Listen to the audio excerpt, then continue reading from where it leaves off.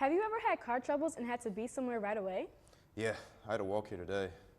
My car died. Are you looking for a new place to eat? I know I am. Do you wish you had a new place to explore in Philadelphia but only had $20 to spend? What am I supposed to do with this?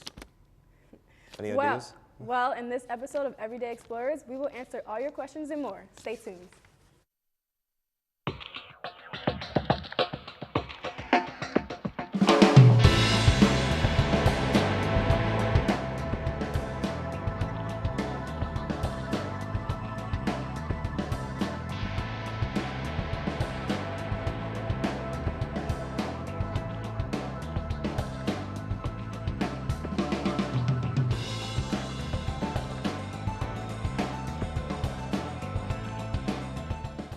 Hello, my name's Tom McIntyre.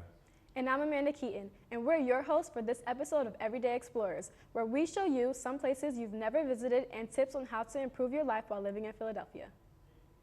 That's right, including ways to revive your car's dead battery, which I could definitely use help with right now. Reporter Jake Smolinski and Grace Griffington take you step by step through jumping your car in our first segment, Self-Made.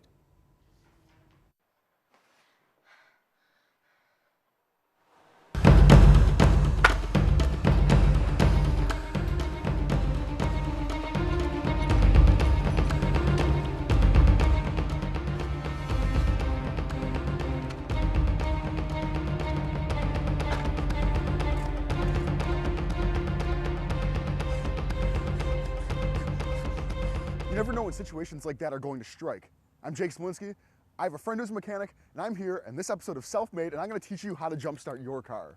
Step one, flag someone down. Whether they have jumper cables or you do, you need to make sure that you put yourself out there to make sure that your car can get jumped.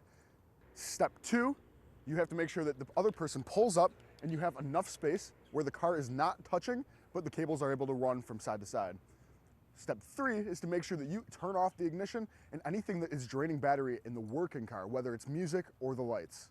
Step four, you want to take the red clamp and you want to connect it to the positive block of the working car battery. For the fifth step, you want to take the other red clamp and you want to connect it to the positive block of the dead car's battery. Step six, you want to take the black clamp and then that one gets connected to the negative side of the working car battery. For step seven, this is where it gets a little tricky. You want to take the last black clamp and not clamp it to the negative part of the dead battery, but to one of the bolts that aren't going to be conducting electricity. Seriously, the one thing that you do not want to do in this case is taking this black clamp and connecting it to the negative part of the battery.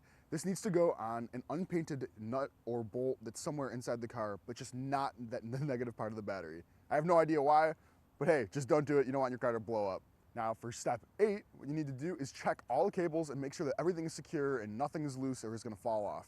Step 9, then you want to take and turn on the working car and leave it running for about a couple minutes. Just let it idle, don't do anything too much. You want to keep it nice and simple. Step 10, you want to try to turn on the dead car now. If it starts up, you are all set, just let it idle for a little bit, and you want to take off the cables in the same way that you put them on. So like in a reverse order, you want to go start with the blacks. If you get done with all these steps and your car doesn't start up, you might need to call a mechanic, like me. But stay positive. Anyways, if you do follow those steps, your car starts up, everything works out, you'll be ready to hit the road in no time, and you will even be able to make it to that 9 o'clock internship. For Everyday Explorers, segment Self-Made, I'm Jake Smolinski. Back to the desk. Thanks for that tutorial. We lost Tom momentarily. He went out to follow those steps and get his car back in working order. Speaking of cars, if you're looking to drive and visit a new place to eat where warm hospitality is a restaurant specialty, you can find that on our next segment, Hidden Treats. Explorers Dan Russo and Christian Waits went to Cosmo's Pizza Cafe in Chestnut Hill to try some new food. Check it out. Christian and I got a chance to sit down with the owner of a local favorite, Cosmo's Cafe, see what all the hype was about. Enzo Mandarano. I'm an owner of Cosmo Cafe. Well, it's unique. We've been in business for over 15 years now. I got my own recipes from motherland. I was born and raised there. Been here 25 years, so we try to bring the best to the table. Absolutely. What do? We try to use the best tomatoes. Your key ingredient is your tomatoes and your cheese. So we try to use the best tomatoes out there and your best cheese money can buy, and that's how you get a good, unique product. And plus, or handcraft pizza mans back there, it's okay. Well, of course, plain pepperoni, that's the most popular one, but we got plenty of specialties pizzas like a grandmom eggplant. It's a fried eggplant, ricotta cheese, and fresh basil. That's one of the people's favorite. We also have a, what do we call it, BTR. It's a bacon tomato ranch. People love it. And we have a bunch of stuff on the counter pretty much all day that sells pretty good. We have a variety of salads, pastas, sandwiches, wraps, finger foods. We're pretty much a full-line Italian restaurant, I will say. The store's been here 15 years, and we do a lot of business with the schools over here. Chestnut Hill Academy, it's one of our, all the kids coming over here. So it's like more of a tribute to them, for us to have the football team over there and the field hockey over there. So pretty much we have all the emblems of the schools. Like I say, all the schools, all the kids come over here, so it's like a little tribute to them. That's why we have them on the wall. Like I say, I was born and raised in Italy. I lived there 20 years. I came over here when I was 20 years old in 1990, and I started working for Cosmo in 91.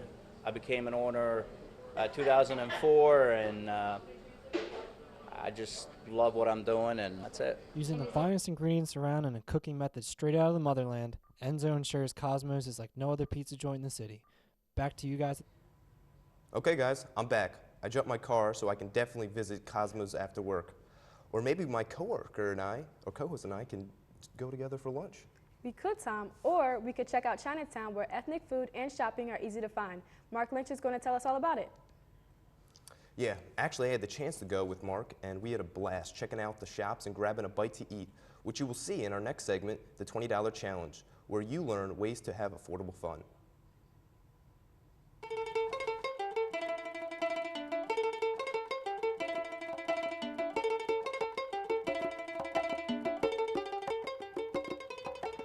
Hey guys, what's going on? Mark Lynch here, doing the $20 challenge for Everyday Explorers.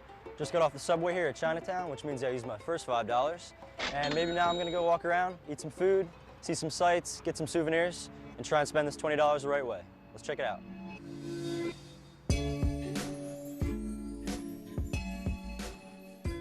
Philadelphia's Chinatown is just a few short blocks from City Hall and the Convention Center.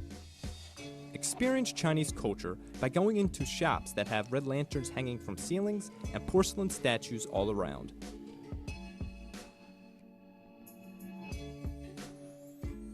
Who knows, maybe you'll even find yourself a Bruce Lee poster.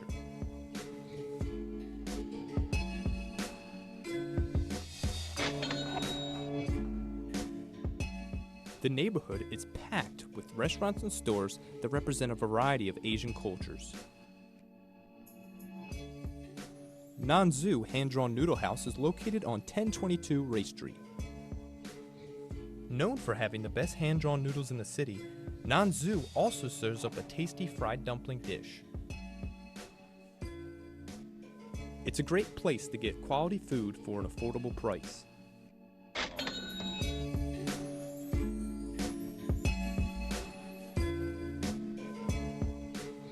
All right guys, that does it for the $20 challenge here in Chinatown. I gotta stop by the Noodle House, get some dumplings, even got a cool Bruce Lee poster. I highly suggest everybody come down, take a trip to the neighborhood in Philadelphia. For the $20 challenge, I'm Mark Lynch. Back to the desk. I think we're all craving some dumplings right now. I know I am. The sweet aroma of Chinatown stuck with me here in the studio. But my appetite will just have to wait. We'll be right back after this commercial break with some LaSalle trivia.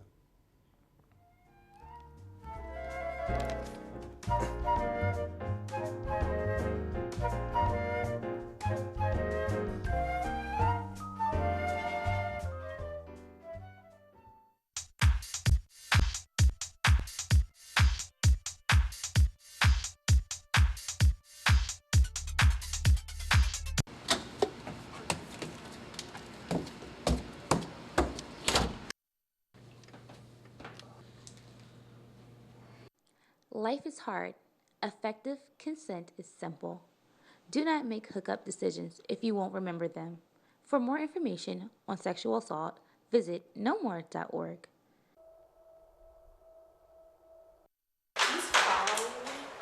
for my next classes.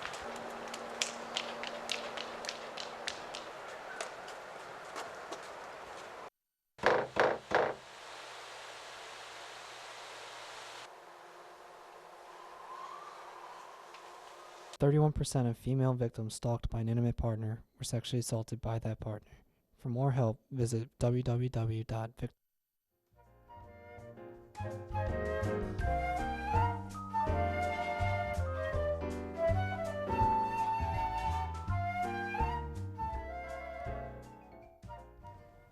Welcome back to Everyday Explorers. So far, we have covered how to jump a car, where someone can get a delicious slice of pizza, and how to explore Chinatown on a fixed budget.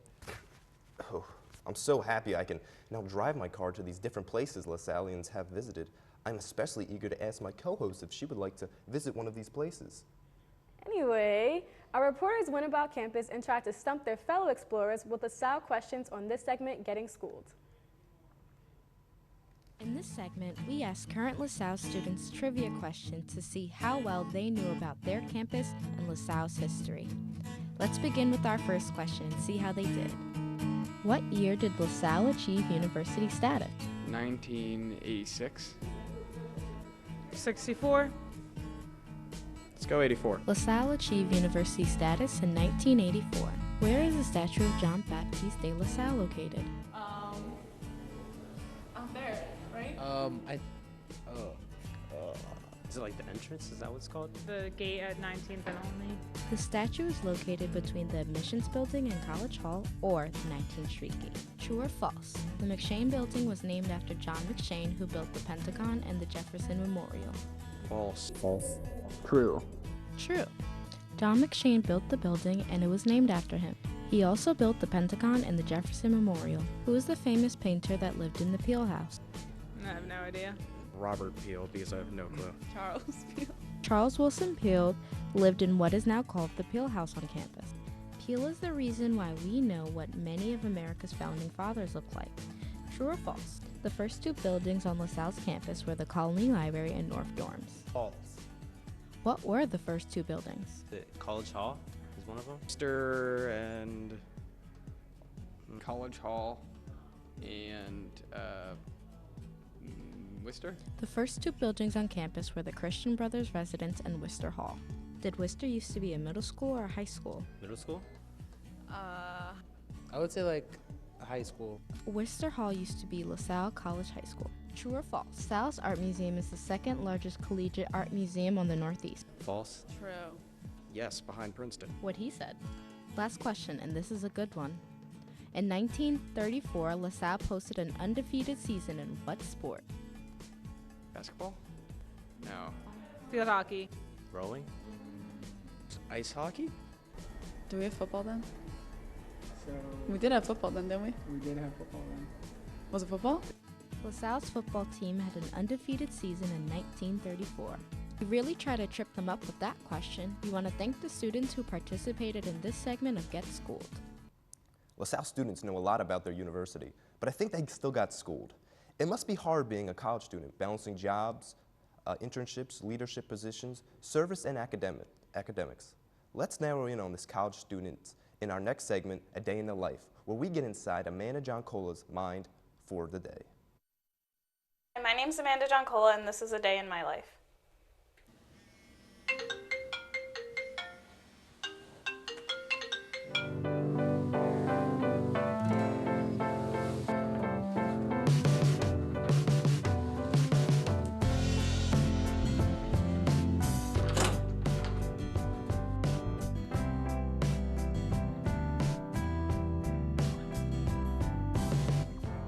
After I'm done getting ready, I'm ready to head out for my long day of classes and extracurriculars.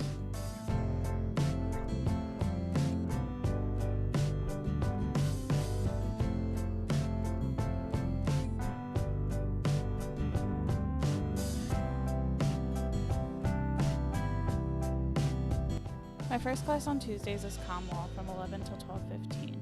I usually show up a few minutes early so I can get ready and prepared for what we're going to go over that day. While I try and stay focused in class, it's hard not to get distracted by the thousands of other things I have to be ready for and have to do that day.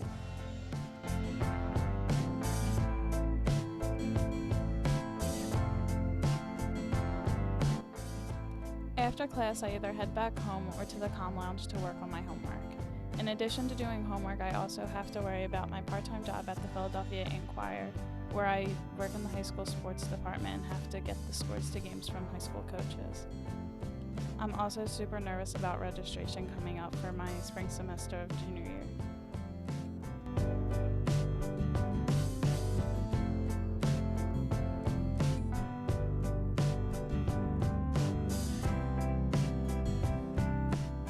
My last thing on Tuesdays is heading to the Masks rehearsal of Curtains. I'm the assistant director of the show, and I work with the director and actors to perfect their character development.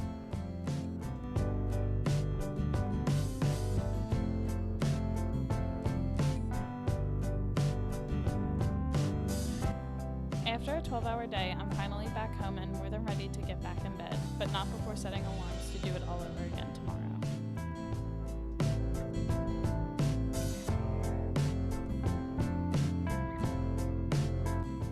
I hope you enjoyed the day in my life.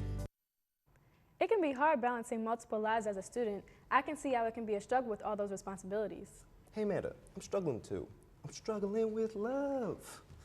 Well then, with the season of giving comes enjoyable gatherings amongst friends, family, and loved ones. It can get pretty pricey, so learning how to budget the occasion can be helpful. I believe Amanda may be insinuating a festive dinner date for 2? Let's see what they made. Hello and welcome Everyday Explorers to a segment we call Festive Dinners on a College Budget. Today's theme is Thanksgiving themed dinner, and our ingredients which we are going to be using are instant mashed potatoes, mac and cheese. Because it's Thanksgiving, we need some turkey, so we're going to be using some deli sliced turkey breast meat, as well as bread for the turkey sandwiches, some applesauce, and for dessert, some nice cookies. So let's get started. First, we're going to do potatoes. Making mashed potatoes are a fan favorite for any festive dinner occasion. I began with a half cup of water, then adding butter and milk before pouring the dry instant mashed potato flakes into the bowl for mixing. Make sure that you mix thoroughly before placing the bowl into the microwave for 2 minutes. Cooking for 2 minutes ensures that all the ingredients blend together and are at the perfect temperature for serving. Next, we're going to do mac and cheese. Open. I'm going to add the whole box. Place the macaroni noodles in the microwave for 2 minutes. This helps the water heat up and provides a hot enough melting temperature for the cheese. Once the steamy noodles are brought out, sprinkle on the amount of cheese to your desire. Make sure you mix well to provide all noodle loops with cheese. So next we're going to be making some turkey sandwiches. Very festive for Thanksgiving. We have turkey meat as well as bread. Laying each slice of bread out on a napkin or plate helps the bread stay clean from germs. Our sandwich had 1 slice of turkey, 2 slices of turkey, 3 slices of turkey, and some honey mustard to complete the taste. Be careful as you smear the honey mustard around with a knife, for the edges are very sharp. To complete your turkey sandwich, put the bread on top of the sandwich. Some people like to cut their sandwiches down the middle to share with friends and family. By doing this, more love is shared around the family table. And next we're going to have applesauce to maintain the traditional festive flavor. Make sure you put enough in so that people can have seconds. Providing fancy sugar cookies allow for a new sophisticated look with a nice decor and allows for a variety of different shapes, sizes, and tasty treats which can be served towards the end of the dinner's festivity. Providing a nice variety allows for options for those who may have certain food allergies or different preferences. And now you're ready to enjoy your festive dinner with friends. Dig in. Fantastic. That looks delicious. And the setup looks divine for 2. Yeah, Tom, I guess. We can have lunch in the break room with the door open. But first, we have an interview with LaSalle's basketball coach, Dr. John Giannini. Yes, we do. What's so great about our guest is that he is both a coach and a mentor to his players. I know Amanda and I are are excited to have him on to sit down and talk with him. We'll be here after this commercial break with our special guest.